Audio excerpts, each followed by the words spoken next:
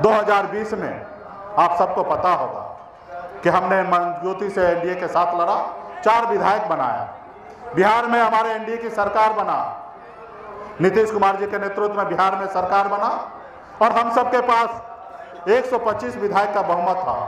और आप सबको पता है कि 122 पे सरकार बनता है और अगर 4 विधायक निकाल दीजिए तो 121 होता और 121 पे सरकार नहीं बनता है।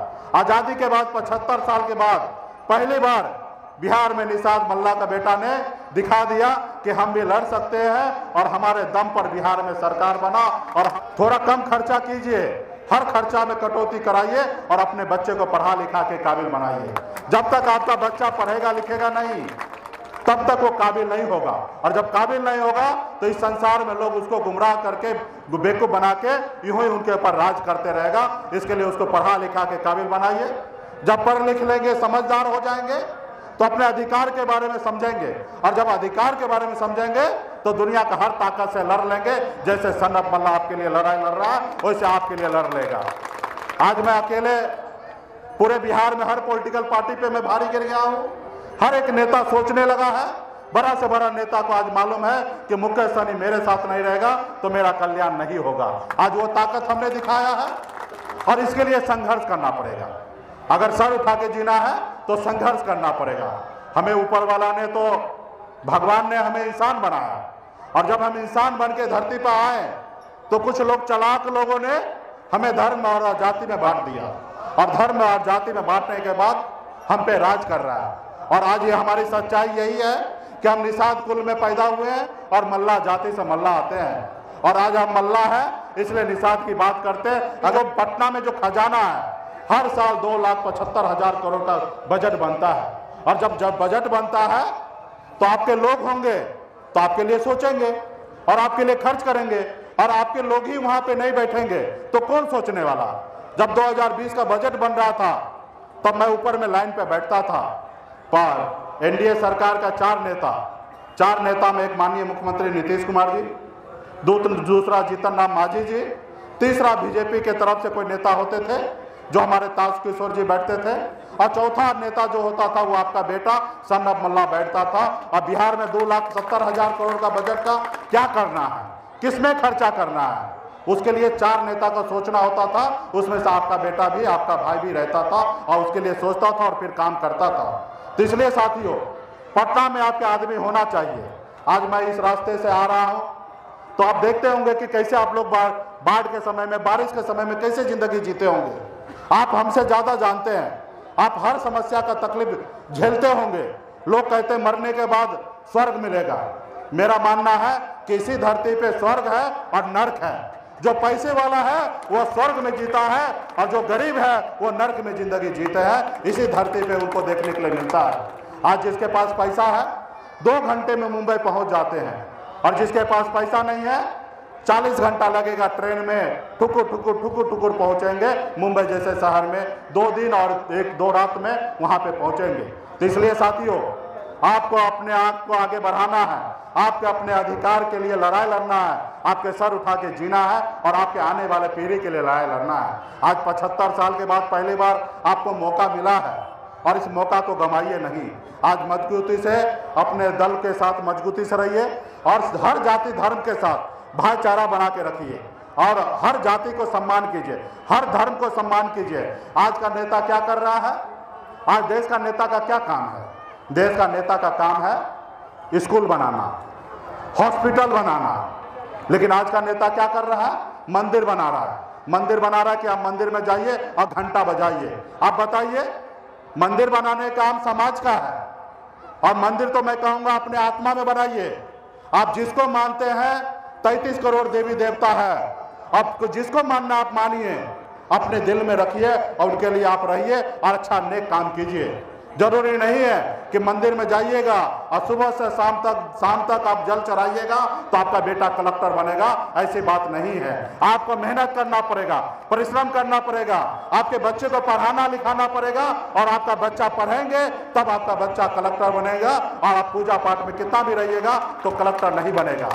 पूजा पाठ भी चाहिए, मैं इस चीज का विरोध नहीं करता हूं, मैं इसका समर्थक हूं। मैं मुझे मेरा पूर्वज ने हमें कहा कि आप हिंदू धर्म में जन्म लिए हैं, सनातन धर्म में जन्म लिए हैं, तो मेरा कर्तव्य है जो हमारे पूर्वज करते आए वो मैं भी करूंगा। लेकिन उससे बड़ा कर्तव्य क्या है कि हम भी इस संसार में अपने बच्चे को लाए हैं, और जब बच्चे को हम लाए हैं, वो बच्चा हमको इन्विटेशन लिखा नहीं था, निमंत्रण पत्र नहीं लिखा था कि पिताजी हमको संसार में लाइए। हम अपने सुख के लिए, अपनी खुशी के लिए इस धरती पर हमने अपने बच्चे को लाया, और जब बच्चे को लाया तो हमारा कर्तव्य बनता है और आपका कर्तव्य बनता है कि वो बच्चा जब भी रहे सर उठा के जिए और आगे बढ़े, ये हमारा कर्तव्य है। तो इसलिए साथियों, लेकिन आज का सरकार क्या कर रहा है, जाति धर्म में उलझा रहा है, मंदिर मस्जिद में उलझा रहा है। आज आपके बच्चे को पढ़ने के लिए अच्छा स्कूल की व्यवस्था नहीं कर रहे हैं, लेकिन वो मंदिर बनाने की सोच रहे हैं। आपके बच्चा इलाज के अभाव में मर रहे हैं, लेकिन उसके लिए इसको हॉस्पिटल खोलने की नहीं सोच रहा, लेकिन आज मंदिर बनाने की सोच रहा है। नेता का काम है हॉस्पिटल बनाना और स्कूल बनाना और रोड बनाना, सड़क बनाना, हर समस्या का दूर कराना, युवा पढ़ लिख के आए उसके लिए रोजगार का व्यवस्था कर देना। लेकिन आज का सरकार क्या सोच रहा है कि पकौड़ा बेचने वाले को भी बोल रहे हैं कि ये रोजगार है, उसको हम नौकरी दे रहे हैं। अब बताइए, तो इसलिए साथियों, आने वाला समय 2024 का चुनाव आएगा, फिर 25 का चुनाव आएगा। चुनाव के समय में आप अपने दिल पर हाथ देकर, आप अपने बच्चे के भविष्य के बारे में सोचकर आप निर्णय लीजिए।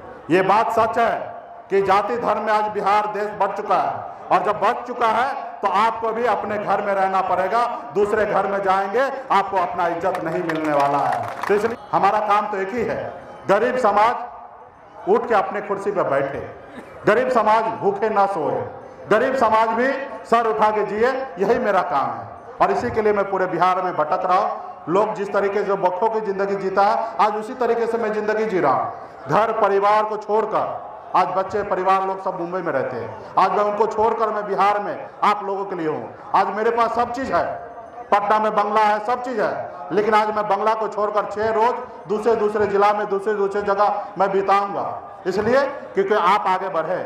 आपने देखा होगा कि अपने अधिकार के लिए मैं लड़ाई लड़ता हूँ, संघर्ष करता हूँ। दुनिया का कितना भी बड़ा ताकत वाला हो, लेकिन उसके सामने झुकता नहीं हूँ, चाहे वो देश का प्रधानमंत्री हो या कोई भी व्यक्ति हो। अपनी बात अगर रखना है तो मजबूती से रखना है। आज मैं सरकार में मंत्री तो था ही, मैं अगर सामने वाले को जिंदाबाद करते रहता तो आज मेरे साथ ये समस्या नहीं होता। हमने एक उम्मीद रखा है, अपने एक चाह रखा है कि नहीं, आज 4 विधायक है तो कल 40 बनाना है, और जब 40 होगा तो 125 बनाएंगे और अपने दम पर बिहार में सरकार बनाएंगे। और जब अपने दम पर सरकार होगा तो हमारी अपनी मर्जी से बिहार का विकास का काम करेंगे। और रहा उन्नति की बात है, तो आप एक मुझसे देखिए, सीखिए, समझिए कि मामूली साधारण 900 रुपया महीना, 30 रुपया रोज पे नौकरी करने वाला व्यक्ति आज इस मुकाम पे पहुंचा है। कल अगर मुझे मौका मिला बिहार में काम करने का, तो जैसे मैं अपने ज़िंदगी में मेहनत करके, संघर्ष करके इस मुकाम तक पहुंचा हूं, तो इसी तरीके से मैं बिहार राज्य के लिए काम करूंगा। मुझे किसी को सर्टिफिकेट देने की आवश्यकता नहीं है।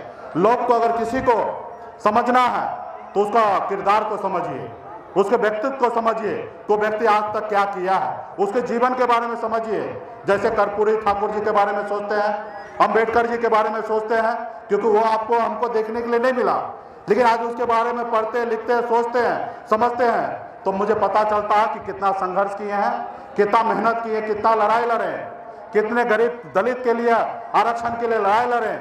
तो इसलिए साथियों, आप हमारे बारे में समझना है तो मेरा 20 साल, आज 42 साल की उम्र है, और 42 साल में 24 साल से मैं संघर्ष कर रहा हूँ। 18 साल की उम्र से जितना मेरा उम्र है उससे 60% अधिक से मैं संघर्ष कर रहा हूँ, एक एक रुपया जुटा के, और यहाँ तक मैं पहुँचा हूँ और आप लोगों के बीच में हूँ। तो इसलिए बहुत बहुत धन्यवाद देता हूँ।